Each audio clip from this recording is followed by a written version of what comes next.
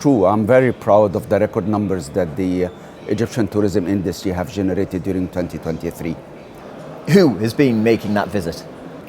Well, practically everybody. The top nationality is the German nationals with 1.6 million tourists, slightly higher than 10% of the total.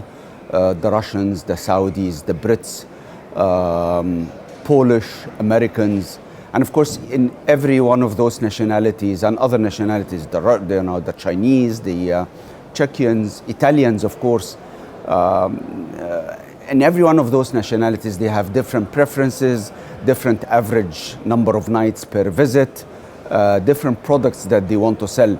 Most of the private sector in Egypt I have seen are promoting 4 specific types of products where they can excel and do very well. Number 1, of course, is culture. And the second is families, then beaches, and then scuba diving. We're investing heavily in restoring Cairo of the 9th century, 10th century, 12th century, and onwards, to be able to offer a specific experience for global trotters who are looking for experiences for long weekends or time to spend in a metropolitan city that can offer 5,000 years of history. 5,000 years of history. You know, Egypt spent 22% of its GDP on infrastructure over the past 7 years, Peter. And of course, to develop the quality of life, to improve the quality of life for Egyptians, but also tourism industry stands to gain the most out of that significant improvement in the infrastructure. So on October 12th, we sent 300 letters to the chief executives and the senior management of the companies which populate the supply chain of the Egyptian tourism products around the world. And we told them a very simple message. We understand that risks have just gone up for you on October 7th. We are here to de-risk the product for you. And we're going to work with you in partnership to ensure that we continue to get the airlift necessary for you to sell the product. And at the same time, we're going to add to our co-marketing budget so you can be able to continue to explain to your customers how Egypt continues to be safe. So 2 things. What most people don't realize, that Egypt is nearly double the size of France, Peter.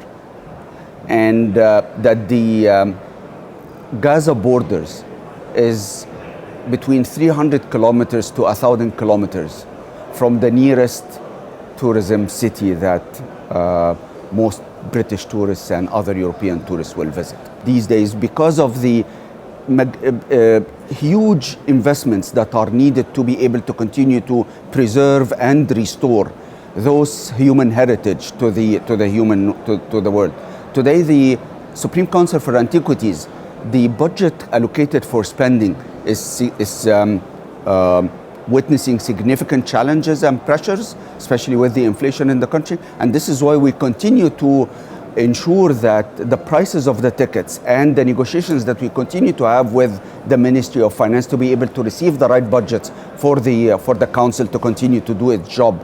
And this is why I love to see more tourists visit the country to be able to help us preserve those antiquities for the world.